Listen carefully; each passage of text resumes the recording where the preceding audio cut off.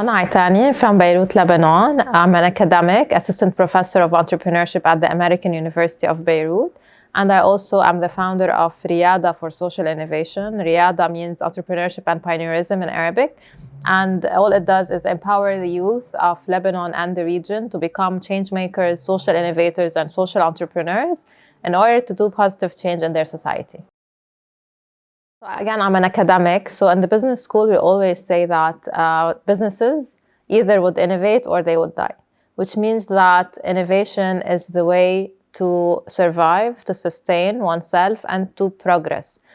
So innovation means that you are not stuck in your place and you're always progressing, following new trends, but also making sure that they are in accordance with humanity, with values, and they are for the good of humans and the planet.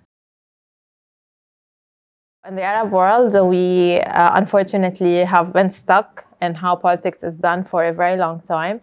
And this means that the entire country is falling behind when it comes to different areas of economy, sustainability, innovation, technology, and so on. And this is where it's important to innovate in politics to, again, go back and be more relevant in the 21st century, in this era, so that we can really serve the people of the country. So also what I learned in this program is that it's not just important to have innovation in politics, but it's also very important to use politics in order to innovate and in order to foster innovation in a country or certain geographic area.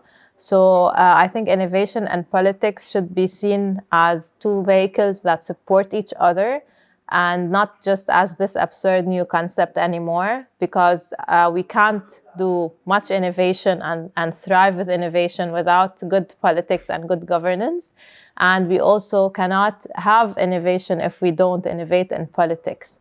So we need both in order to have better countries and to, again, serve the people who deserve to be relevant and to be treated properly and to have their concerns addressed. So when we went to the European Parliament, we actually had the chance to talk with the heads of offices of various MEPs. And one of the interesting discussions was around AI, the use of AI and the regulation behind AI.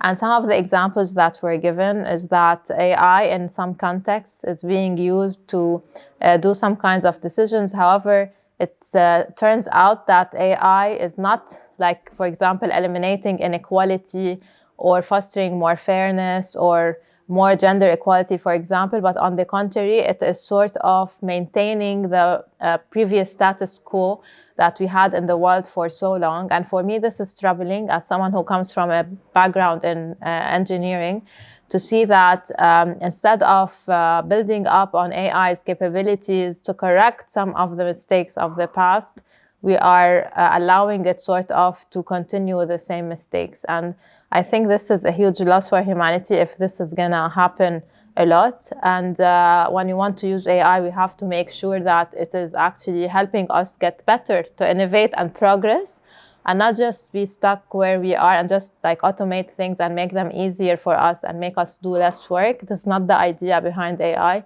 The idea behind AI should be to assist human beings, again, to make fairer decisions, to bring more equality, to bring more prosperity. And it's not just to have less work and be stuck again in the wrongdoing or unfairness of the past.